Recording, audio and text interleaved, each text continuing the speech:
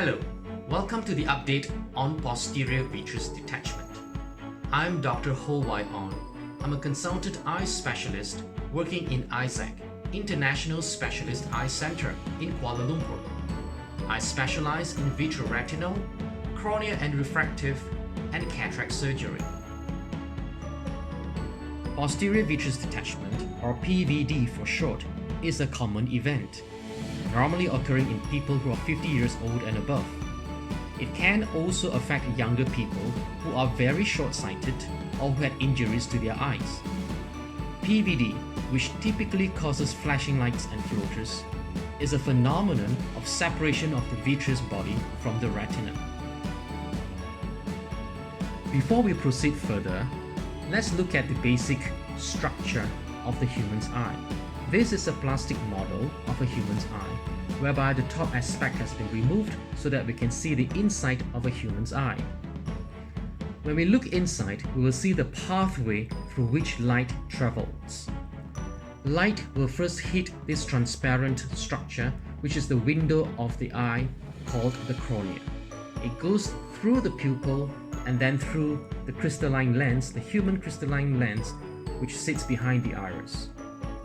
The cornea and the human crystalline lens will focus light so that it falls onto the retina. The retina is a special nerve layer which lines the back of the wall of the eyeball. The retina captures the image and sends it back through the optic nerve to the brain so that we can see. The space here lying between the lens and the retina is called the vitreal cavity. It is filled with a gel-like substance called the vitreous.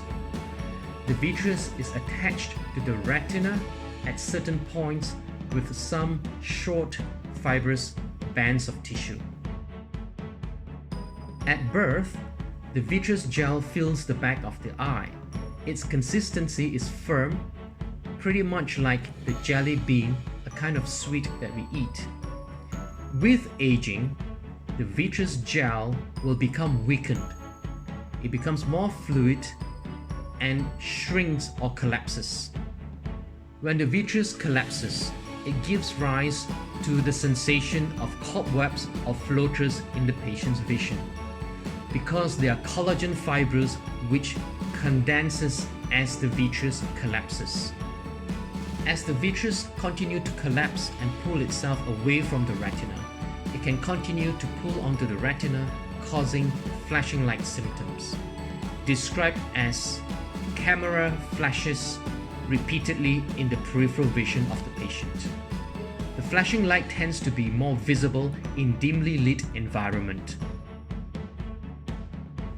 Posterior vitreous detachment will cause the collapse of the vitreous with condensing of the collagen fibrils within it, and this forms little tiny flecks of semi-translucent opacities which can cause phenomenon of floaters.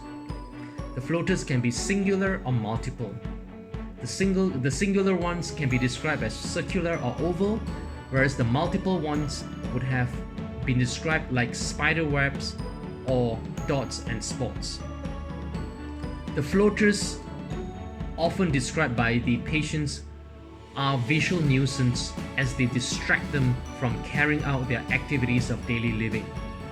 Whilst PVD itself is painless, floaters and flashing lights can be warning signs of potential retinal tear or retinal detachment.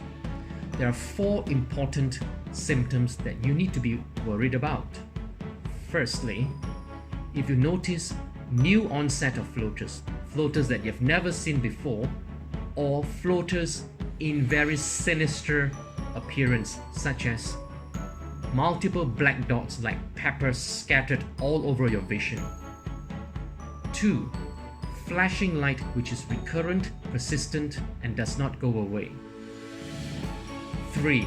Blurred vision which is persistent. And 4. A dark curtain of shadow arising from the periphery marching to the center. And if that is present, usually it means the retina is starting to detach, which is an eye emergency in itself.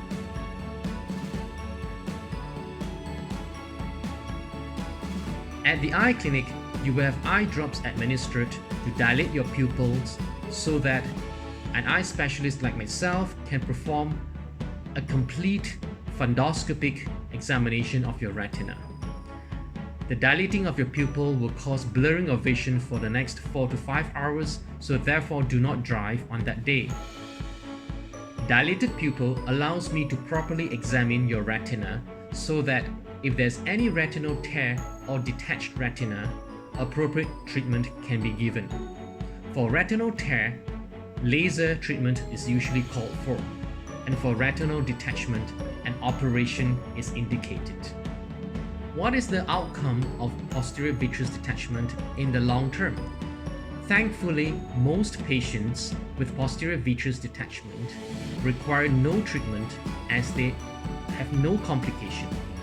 However, a small handful of them, about 10%, may develop retinal tear or multiple retinal tears, which may or may not lead to retinal detachment.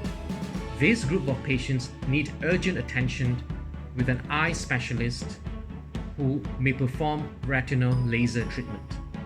If unfortunately retinal detachment has occurred, then a full operation may be required.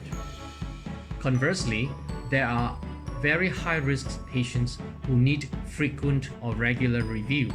These patients usually have history of retinal detachment in their fellow eye or complicated eye operations before in the past, trauma to their eyes, or very short-sighted eyes. These patients will need regular checkup until things settle down. Thank you very much for listening, and I hope to see you again in my next video. Meanwhile, stay happy, stay safe, and stay healthy.